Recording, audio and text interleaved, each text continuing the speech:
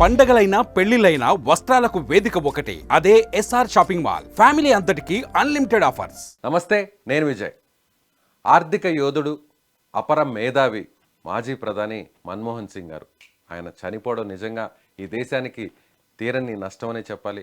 ఆయన టైంలో తీసుకొచ్చినటువంటి అనేక సంస్కరణలు, అనేక నిర్ణయాలు ఈరోజు ప్రపంచంలోనే భారతదేశం ఆర్థికంగా ఇంత బలంగా ఉండడానికి కారణంగా మారింది. సో దీని గురించి మాట్లాడదాం. ఆ రోజు ప్రధానిగా, ఆర్థిక శాఖ మంత్రిగా మన్మోహన్ సింగ్ గారు తీసుకొచ్చినటువంటి సంస్కరణలు ఇప్పటికీ, ప్రస్తుతం, భవిష్యత్తులో ఎలా ఉపయోగపడుతున్నాయో మనం చర్చిద్దాం. మనతో పాటు జూమ్ కాల్లో ఉన్నారు ప్రముఖ సీనియర్ ఎకనమిస్ట్ జీవీఎస్ శాస్త్రి గారు. సార్ నమస్తే. సార్ నమస్తే. శాస్త్రి గారు, ఈరోజు మన దేశం ఈ స్థాయిలో ఆర్థికంగా బలంగా ఉండడానికి అప్పటి మన్మోహన్ సింగ్ గారు తీసుకున్నటువంటి నిర్ణయాలు అనొచ్చా? అంటే మనం ఈయన మన్మోహన్ సింగ్ గారి గురించి చెప్పాలంటే, ఆయన పంజాబ్ అంటే పాకిస్తాన్లోని పంజాబ్లో జైలంలో జన్మించడం, అక్కడ దాకా 4వ తరగతి చదవడం, తర్వాత పంజాబ్ యూనివర్సిటీలో కూడా ఆయన ఎకనామిక్స్ మీద ప్రొఫెసర్గా పనిచేయడం, తర్వాత ఆక్స్ఫోర్డ్ యూనివర్సిటీ నుంచి డాక్టరేట్ చేయడం, ఇవన్నీ ఆయన ఎడ్యుకేషన్ అకాంప్లిష్మెంట్స్ కనుక చూసి ఆయనకి ఏంటంటే 1970-80 మధ్యలో మనం భారతదేశ జనాభా ఒక 75-80 మధ్యలో ఉంది.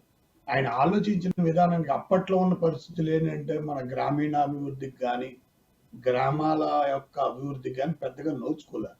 రహదారులు లేవు, పెద్ద పెద్ద రహదారులు లేవు, జాతీయ రహదారులు లేవు. మీరు విశాఖపట్నం నుంచి హైదరాబాద్ రావాలంటే కనీసం 18 గంటలు, 20 గంటలు, 25 గంటలు పట్టింది. అప్పుడు అసలు బస్సులు కూడా పెద్దగా ఉండేవి.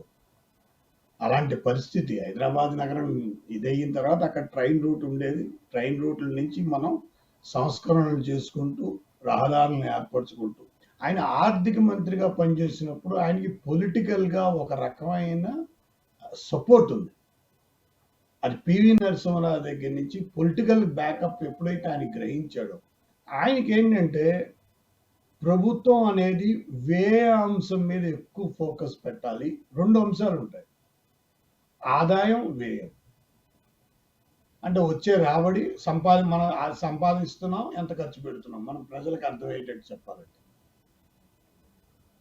ఆయన ఏం చేశాడు, ప్రజల నుంచి మనం సేకరించే డబ్బు అది రాబడి రూపంలో ఉంటుంది. అంటే ఇప్పుడు మనం ప్రస్తుతం ఆదాయాన్ని అంత పెద్దగా క్రియేట్ చేయలేము. రాబడి అంశం మీద ఎక్కువ ఈ ప్రభుత్వాలు నడపవలసి వస్తుంది. సో ఆయన ఏ పదం మాట్లాడినా వ్యయం అంటే ఖర్చును తగ్గించాలి, ఖర్చును కంట్రోల్లో పెట్టుకోవాలి. ఏ పథకం పెట్టినా దాన్ని ఇంటిగ్రేట్ చేయాలి. సో దానికి బెస్ట్ ఎగ్జాంపుల్ ఏంటంటే, పనికి ఆహార పథకం, మధ్యాహ్న భోజన పథకం. ఆయన ఏం చేశాడు, అక్కడ వాళ్ళకి తల్లిదండ్రులు లాంటి వాళ్ళకి పని ఇచ్చి ఆ పిల్లల్ని చదువుకు పంపించాలంటే వాళ్ళకి మధ్యాహ్నం భోజనం పెట్టాలి. అటు సో వాళ్ళు పనికి వెళ్తారు, వాళ్ళ పిల్లల్ని స్కూల్లో వదులుతారు, వాళ్ళకి భోజనం వాళ్ళకి ఫ్రీగా వస్తుంది. మీరు నమ్మరు, కనీసం 3 కోట్ల మంది పిల్లలు స్కూల్కి వెళ్ళడం మొదలెట్టారు ఈ మధ్యాహ్న భోజనం పథకం తీసుకురావడం వల్లే. మధ్యాహ్న భోజన పథకం అండ్ పనికి ఆహార పథకం ఇంటిగ్రేట్. ఆయన అదేంటి, భారతదేశానికి వ్యయం, అది రాష్ట్ర ప్రభుత్వానికి వ్యయం. ఆ వ్యయాన్ని ఏ రకంగా ఖర్చు పెడితే దాంట్లోని ఫలాన్ని ప్రజల దాకా వెళ్తుంది, ఆ ప్రజలు మనకి అందిస్తారు అని అనుకోగలిగితే, అది ఆయనకి తెలిస్తే కనుక ఆయన ఏం చేశాడంటే, ఇది చాలా ఇంపార్టెంట్ విషయమైన వ్యవహారం అని చెప్పి ఆయన ఆ రకంగా ఇంటిగ్రేట్ చేసి, అంటే మళ్ళీ తిరిగి రావాలి, అది దాన్ని క్యాపిటల్ ఇన్ఫ్లో అంటే మూలధనం వ్యయ రూపంలో తీసుకురావాలి. అంటే వ్యయ అంశం మీద ఆయన ఆర్థిక శాస్త్రంలో వ్యయ అంశం, రాబడి అంశం, ఆదాయ అంశాలు, ఈ 3 అంశాలని కనుక మనం చూసినట్టయితే, మనం వ్యయ అంశం మీద వ్యయాన్ని ఎంత మనం కంట్రోల్ చేసుకోగలిగితే, అది కుటుంబం అయినా సరే, వ్యక్తి అయినా సరే, సమాజం అయినా సరే, ప్రభుత్వాలైనా సరే స్థిరంగా నిలబడతాయి అనేది ఆయన ధోరణి. మీకు అగ్రికల్చరల్ రిఫార్మ్స్ మీద ఆయనతో నేను చాలాసార్లు ఇంటరాక్ట్ అయ్యాను. పుస్తకం రాసినప్పుడు నేను ఒక పుస్తకం రాశాను, streamlining the national economy, a conceptual view of income and expenditure and revenue reforms. అందులో ఆయన చెప్పింది ఏంటంటే, పెట్టుబడిదారుడుగా అంటే మనం ఒక రైతు చేత పెట్టుబడి పెట్టించకూడదు. దేశం ఒక రైతు చేత ఎప్పుడు పంటకు పెట్టుబడి పెట్టించకూడదు. అలాంటి అలాంటి ఆలోచన ధోరణి ఏ రకంగా రావాలంటే అది బ్యాంకింగ్ సెక్టార్తో ఇంటిగ్రేట్ చేసి రావాలి. ఏ రకంగా అయితే పనికి ఆహార పథకం, మధ్యాహ్న భోజన పథకాన్ని ఆయన ఇంటిగ్రేట్ చేశాడు, అదే రకంగా వ్యవసాయదారుడు అంటే వ్యయం లేని పెట్టుబడి పెట్టాలి. అంటే ఇప్పుడు మీరు వ్యవసాయదారుడు పెట్టుబడికి ₹1,00,000 2,00,000 తీసుకుంటే రుణాలకు తీసుకుంటే దానికి వడ్డీ కట్టాలి. ఆయన ఏమనేవాడు, వ్యయం లేని పెట్టుబడి వ్యవసాయదారుడికి ఎలా ఇవ్వాలి, అది బ్యాంకింగ్ సిస్టమ్ నుంచి ఏ రకంగా రావాలి. మొట్టమొదటిసారి ఆయన చెప్పింది బ్యాంకింగ్ సెక్టర్ అనేది ప్రజల దగ్గరికి వెళ్ళాలి, కానీ ప్రజలు బ్యాంకింగ్ సెక్టర్ దగ్గర రావాల్సిన అవసరం లేదు. అసలు అవసరం లేదు. ఎందుకంటే ఆయన రిజర్వ్ బ్యాంక్ గవర్నర్గా పనిచేసి అందులో పరపతి విధానం చాలా సుస్పష్టంగా, పరపతి విధానంలో అన్ని క్షుణ్ణంగా రూపాయి కన్వర్టబిలిటీ ఏంటి అన్నిటిని క్షుణ్ణంగా ఈరోజు ఫారిన్ ఇన్వెస్ట్మెంట్స్ వస్తున్నాయంటే మానవుడు ఆయన ఆ పదవులు అలా కరెక్ట్గా ఒకదానికొకటి ఆయన చేసుకుంటూ వచ్చిన వలన మనం అందరం ఈరోజు మీరున్నా నేనున్నా, ఆయన ఓపెన్ ఎయిర్ పాలసీ వచ్చినా, ఛానళ్ళు వచ్చినా, ఎయిర్లైన్ వచ్చినా, మీకు రాష్ట్ర రోడ్డు రవాణా సంస్థలు పెరిగినా, రోడ్లు వచ్చినా, ఇవన్నీ వచ్చినట్టే ఈ ఆర్థిక సంస్కరణ. ఈ ఆర్థిక సంస్కరణలో సహజ వనరుల్ని ఏ రకంగా మనం ఉపయోగించవచ్చు, సహజ వనరుల్ని ఉపయోగించి ఈ ప్రజల్ని ఈ రకంగా అప్లిఫ్ట్మెంట్ చెయ్యాలి అనే దాన్ని ఆయన క్షుణ్ణంగా పరిశీలించి చేశాను. ఎందుకంటే నేను ఎందుకు ఆదాయం మీదకి వెళ్ళాలంటే ఆయన చేసిన వ్యయాంశాల ఆధారంగా చేసుకున్న సంస్కరణ తర్వాత నరేంద్ర మోడీకి ఆదాయం మీద వెళ్ళడానికి అవకాశం దొరికింది. ఆయనకి ఏంటంటే ఆదాయం మీద వెళ్ళడానికి సంస్కారం దొరికింది. ఎందుకంటే ప్రజలు సస్టైన్ అయ్యారు. ప్రజలు ఆల్మోస్ట్ అందరు మ్యాక్సిమం ప్రజలు అంటే 100% అంటే మనం చెప్పలేం, కానీ 70-80% ప్రజలు అయ్యారు.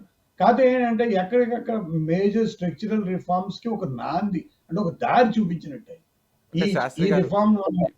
కరోనా వచ్చినా కూడా చాలా దేశాలన్నీ కూడా ఆర్థికంగా కుదేలైపోయాయి.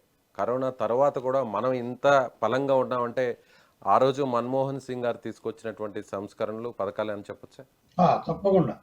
తప్పకుండా చెప్పొచ్చు. కరోనాలో చాలా ఇబ్బందులు ఫేస్ చేసినా కూడా మనం అంటే ఫాస్ట్ గా రికవర్ అయ్యామంటే మనకేంటంటే మన ప్రజలందరి మీద ఒక ఎక్స్పెండిచర్ కాన్షియస్ వేసాడు ఆయన అర్థం చేసుకున్నాడు. ప్రజలు ఏంటంటే ఒకటి ప్రజలు దాచుకుంటారు, సొమ్మును దాచుకుంటారు, బంగారం రూపంలో ఇన్వెస్ట్ చేస్తారు, లేకపోతే వేరే రూపంలో ఇన్వెస్ట్ చేస్తారు. ప్రజలు విరివిరిగా ఖర్చు పెట్టరు, ప్రతిదానికి ఖర్చు పెట్టరు. మన భారతదేశం యొక్క ప్రజల యొక్క స్వరూప స్వభావాలను చూస్తే, వాళ్ళ ఆలోచన ధోరణి చూస్తే వాళ్ళు ఫాస్ట్ గా ఖర్చు పెట్టరు. వాళ్ళలో దాచుకునే మనస్తత్వం ఉంది. ఆ దాచుకునే మనస్తత్వానికి ఈయన ఆర్థిక సంస్కరణని ఒక రూపకల్పన చేసి శిల్పకారుల రూపకల్పన చేసుకున్నాడు. దానికి వ్యయ అంశాన్ని మొదట పెట్టాడు. ఎక్స్పెండిచర్ అనే దాన్ని వ్యయ అంశాన్ని మొదట పెట్టి ఆయన ప్రతి ఆర్థిక సంస్కరణని రూపకల్పన చేశాడు. చాలా బ్రహ్మాండంగా చేసుకున్నాడు. సో దాని మూలన మీరు ప్రజలు ఈరోజు నిలబడ్డారు. మీరు టెక్స్టైల్ ఇండస్ట్రీ చూసినా, ఐటీ ఇండస్ట్రీ చూసినా, ఫార్మా రంగాన్ని చూసినా, పోర్ట్స్ ఇండస్ట్రీ చూసినా, కోస్టల్ ఎస్టేట్స్ లో చూసినా, మహారాష్ట్ర ఈరోజు 3.5 లక్షల కోట్ల రూపాయలు జీడిపిలో జిఎస్టీ రూపంలో వస్తుందని చూసినా, ఇండస్ట్రియల్ రెవల్యూషన్ చూసినా, అగ్రికల్చరల్ రెవల్యూషన్ చూసినా, ఈ పంజాబ్ రాష్ట్రంలో కానీ ఆంధ్రాలో కానీ ఎక్కడైనా ఈ రకమైన ఇండస్ట్రియల్ రెవల్యూషన్స్ వచ్చినా, ఏమైనా కొత్త వచ్చినా, ఆయన సివిల్ న్యూక్లియర్ దానికోసం అమెరికాలో ఆయన చాలా స్పష్టం, నా పదవి పోయిన మరలేదు అన్నాడు. నా పదవి పోయిన మరలేదు, నేను మాత్రం నేను సంతకం పెట్టిస్తాను అని పెట్టించింది. ఆయనకున్న ఒకటే ఆయన ఒక కోరిక ఏంటంటే ఆయన జైలం వెళ్ళాలనుకున్నాడు. ఆ జైలంలో స్కూల్ చూడాలనుకున్నాడు, అదొకటి చూడలేకపోయాడు. ఆయనకి ఇంకోటి ఏంటంటే అగ్రికల్చరల్ ఎకానమీలో పెట్టుబడిదారుడిగా ఈ వ్యయం లేని పెట్టుబడి రైతుకి ఇవ్వాలనే ఒక ఆలోచన అయితే ఆయనకు ఉంది.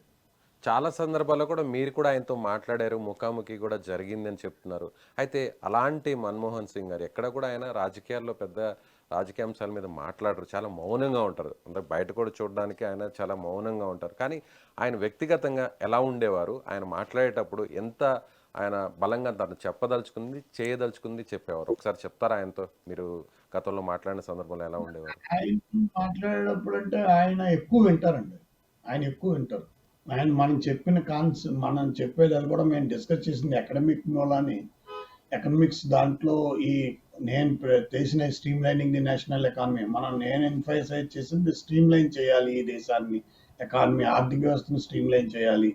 ఈ రాబడి అంశాలని డిఫైన్ చేయాలి. ఈ రాబడి అంశాలను తప్పుగా తీసుకుంటున్నాం. ఎందుకంటే ప్రజల నుంచి ట్యాక్స్ రూపంలో వసూలు చేస్తున్నాం. ప్రజలు నడ్డి విరిగిపోతుంది. ప్రజల కొనుగోలు శక్తి తగ్గిపోతుంది. అంటే దానికి ఆ టైంలో ఆయన చెప్పింది ఏంటంటే దీనికి బేస్ వ్యవసాయదారుడు.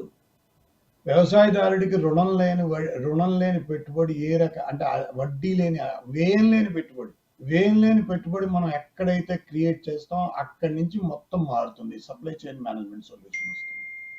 సో అప్పటి నుంచే రైతులకి ప్రభుత్వాలు ఆర్థికంగా సహాయం చేయడం కానీ లేదంటే బ్యాంకులు కూడా రైతులకు సహాయం చేయడం కూడా ఇదంతా కూడా అప్పటి నుంచే స్టార్ట్ అయిందంటారా? అది విజ్ఞాన్ భవన్లో ఆయన మీటింగ్ పెట్టినప్పుడు విజ్ఞాన్ భవన్లో చీఫ్ మినిస్టర్ ముఖ్యమంత్రుల మీటింగ్ లో ఆయన చాలా స్పష్టంగా ఆ విషయాన్ని చెప్పాడు.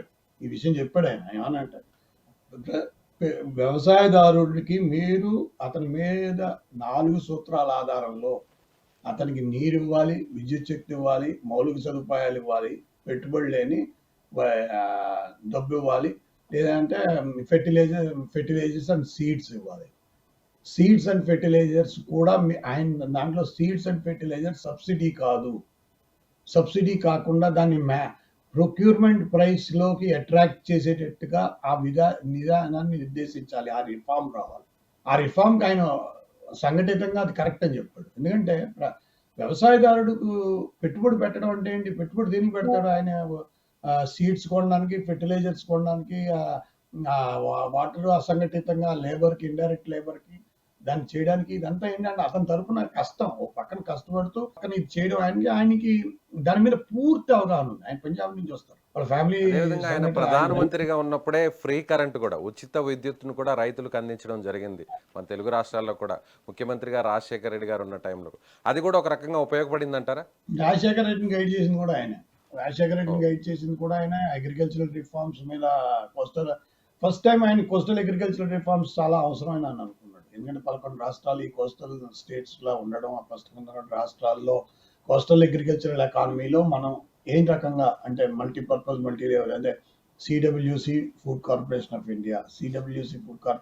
ఇండియా వాళ్ళు చేయలేరు. వాళ్ళ వల్ల ఇంకా మనం ఉపయోగపడదు, అబ్సల్యూట్ అయిపోయింది. దానికోసం మనం ఇంకా పెద్దది చేయాలి. ప్రజలకి ఈ నిల్వ ఉండే వస్తువులు వెజిటబుల్ కమాండ్ స్ట్రక్చర్ కూడా మనం చేసుకోవాలి. మనం వెజిటబుల్ కమాండ్ స్ట్రక్చర్ నేను రాసిన ఆ పుస్తకంలో ఇవన్నీ చదివి ఇది కరెక్ట్, ఈ భావస్వరూపం కూడా ఇదే కరెక్ట్ అని నాకు ఉత్తరం రూపంలో తెలియజేశాడు. ఆయన నాకు ఉత్తరం పంపించాడు. ప్రాపర్గా ఉత్తరంలో రాసి ఆయన భావనలన్నీ రాసి పంపించాడు. నిజంగా thank you so much Shastri garu మాతో పాటు జాయిన్ అయినందుకు. ఇది శాస్త్రి గారు చెప్తున్నారు, సీనియర్ ఎకనమిస్ట్. ఆయన చెప్తున్న దాని ప్రకారం ఆ రోజు ఆయన తీసుకొచ్చినటువంటి సంస్కరణలు, ఆయన తీసుకొచ్చినటువంటి వ్యవసాయ పరంగా ఆయన తీసుకొచ్చినటువంటి సంస్కరణల పరంగానే అటు రైతులు కావచ్చు, అదేవిధంగా దేశ ఆర్థిక వ్యవస్థ కావచ్చు ఈరోజు ఈ స్థాయిలో బలంగా ఉంది. ముఖ్యంగా ఆయన అనేక సందర్భాల్లో కూడా ఎవరేది చెప్పినా కూడా పూర్తిగా ఆయన వింటారు, ఆ తర్వాతే ఒక నిర్ణయం తీసుకుంటారంటూ కూడా శాస్త్రి గారు చెప్తున్నారు. Thank you so much.